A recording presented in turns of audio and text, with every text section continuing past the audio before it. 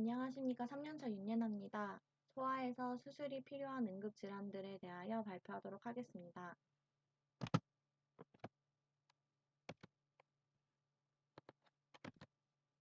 복통을 포함하여 GI 심텀으로 응급실을 찾는 환자들이 많이 있습니다. 보미팅, 다이아리아, 앱도미널 페인, 피버 등의 증상은 매우 흔하고 또 넌스페시픽하며 소아 검진도 힘들기 때문에 수술적 응급질환들의 진단이 늦어지는 경우가 많으며 아예 진단을 놓치는 경우도 빈번합니다. 이에 오늘 리뷰를 통하여 소아 수술적 응급질환들을 살펴보며 상기시키는 기회가 되었으면 하여 준비해 보았습니다.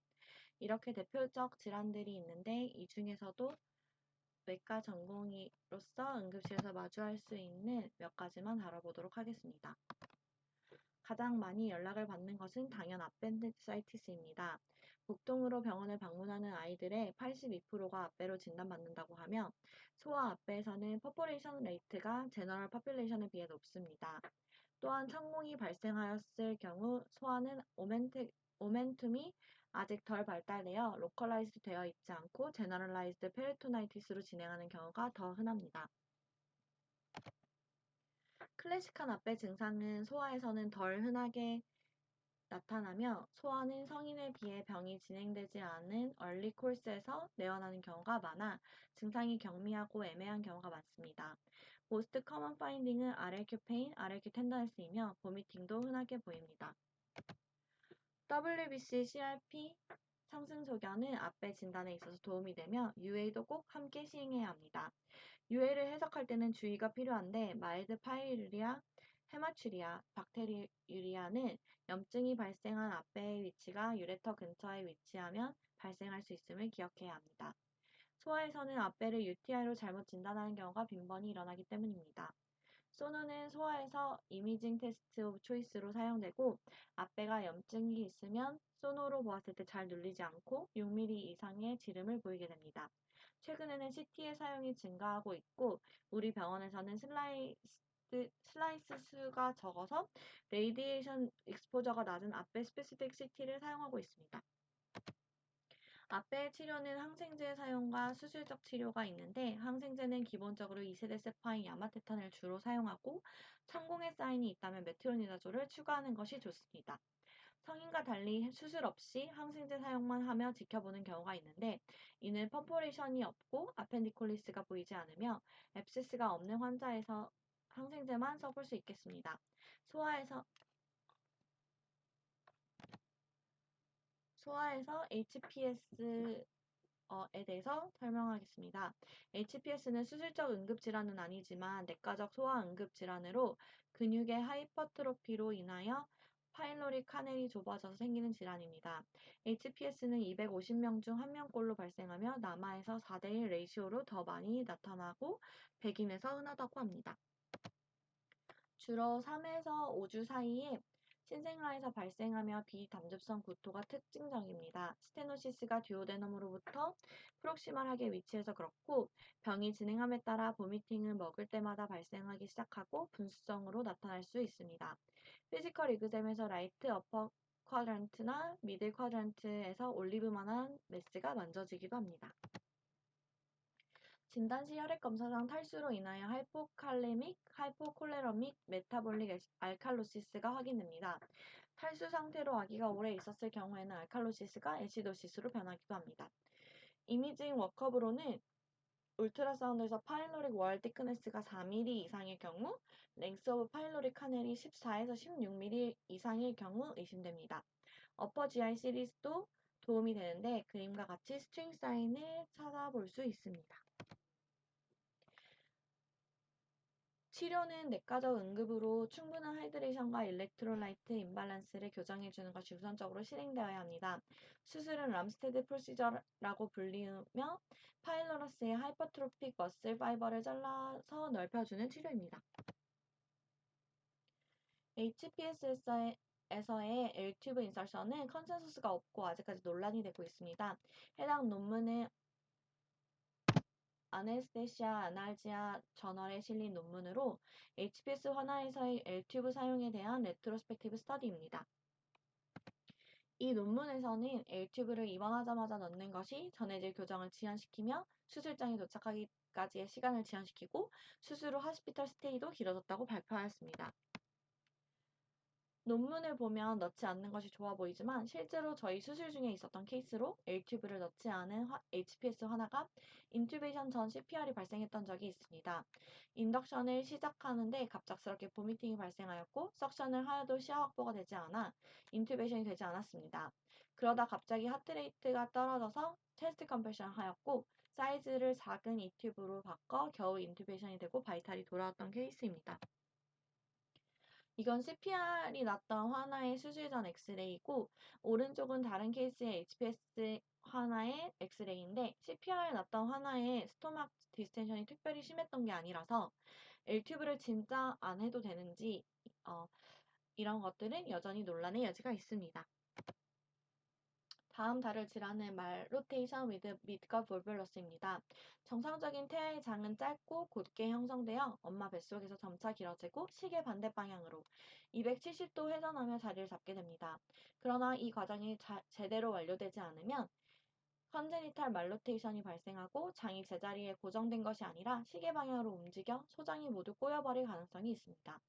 그러면 소장 전체의 혈액 공급이 차단될 수 있어 이 상태로 치료가 늦어지면 네크로시스가 빠르게 진행되어 절제해야 될 수도 있습니다.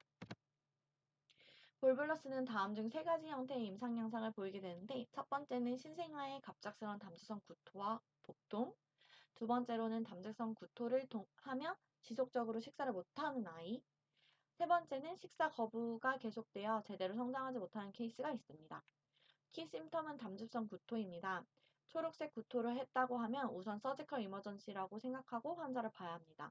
또 다른 증상으로는 이미 장에 혈류가 떨어지면 신생아는 창백해지고 끙끙거릴 수 있습니다. 앱도미널 디스텐션은 있을 수도 있고 없을 수도 있으며 복통은 지속적입니다.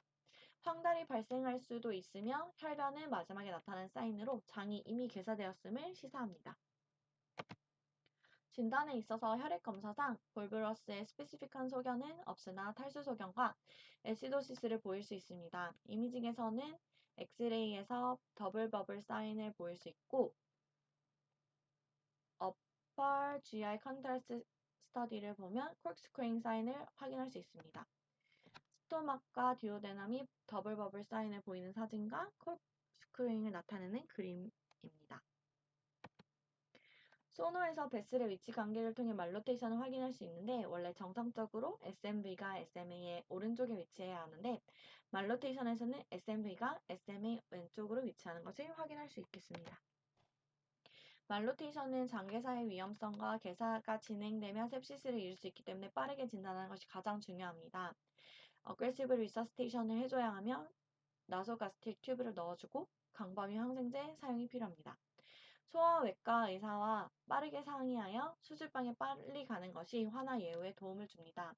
말로테이션은 시간 싸움이기 때문에 어떤 서전들은 담직성 구토를 하는 일 어피어잉 네오네이트를 추가 진단적 검사 없이 바로 수술방으로 데리고 가기도 한다고 합니다. 응급개복술로 개사된 장을 절제하고 라드 프로시저를 통해 꼬임을 풀어주게 됩니다. 동의서를 받을 때는 빠르게 받아 수술이 지연되지 않는 것이 중요하고 장개사로 장을 많이 절제할 수 있으며 숏바울 신드롬이 올 수 있음을 꼭 설명해야 합니다. 인투소 세션은 마치 망원경을 접을 때처럼 장의 한 부분이 장의 안쪽으로 말려 들어간 것을 말합니다. 가장 흔한 타입은 일레오콜릭 인베지네이션이며 인베지네이션 발생 시 메센테리가 딸려 들어가 비너스 리턴이 안 되는 것이며 이로 인해 이데마가 생기고 뮤코사에 피가 나고 압력이 증가하면서 결국 아테리알 플로우까지 막혀서 강그린 퍼포레이션까지도 생길 수 있습니다. 인투는 3개월에서 5살까지 소아에서 발생하며 주로 돌전에 발생합니다. 남아에서 더 흔하게 발생하고 5세 이상에서 발생할 경우는 폴립, 림포마, 맥켈게실 등의 병적인 리드 포인트가 있는 경우가 대부분입니다. 인투의 임상적인 양상은 클래식 트라이아드로 간헐적으로 아팠다 안 아팠다 하는 복통, 대개 1에서 5분 정도 극심히 아팠다가 20분 정도 괜찮았다가 하는 모습을 반복하는 모습을 보입니다. 두 번째는 구토가 흔히 동반되고 함께 커런 젤리 스툴이라고 불리는 뮤코스한 블러디 스투를 보입니다. 이런 증상 없이 하나가 기운이 없고 창백하고 반응이 없는 모습으로 나타나기도 합니다. 디퍼런셜 다이어그노시스로는 가스트로엔테라이티스, 메켈 다이버티큘럼, 인칼세레이티드 허니아, 테스티큘러 or 오바리안 톨전이 있으며 앱도미널 엑스레이에서 타겟 사인을, 울트라사운드에서 수도 키드니 사인 등을 통해 진단에 도움을 받을 수 있습니다. 치료는 에어 리덕션을 가장 먼저 시행하게 됩니다. 다만 페리토나이티스, 퍼포레이션, 하이퍼볼레믹 샥 등이 있으면 에어 리덕션을 시행하지 않는 것이 좋습니다. 응급실에서 에어 리덕션을 하기 전에 리덕션으로 인해서 퍼포레이션 컴플리케이션이 발생할 수 있어서 그런 경우 외과 응급수술이 가능할지 스케줄 확인하기 위해 연락 오는 경우가 종종 있습니다. 에어 리덕션의 컨트라 인디케이션에 해당하는 경우는 서지컬 익스플로레이션이 필요합니다. 리덕션 후에 재발하는 경우가 0.5에서 15% 있다고 하며 라파로토미를 해서 리덕션을 하는 경우는 5% 미만에서 24시간 내로 재발하는 경우가 있다고 보고되고 있어 수술 설명 시 재발 가능성을 꼭 설명해야겠습니다. 마지막으로 맥케이스 다이버티큘럼을 살펴보겠습니다. 소장에 생기는 가장 흔한 컨제니털 애브노멀리티로 옴팔로 메센테릭 덕트의 잔해가 남아 발생하는 것이며 정상으로는 제대 7주 내로 사라져야 하는데 비정상적으로 남아있게 되면 맥케 개실이 됩니다.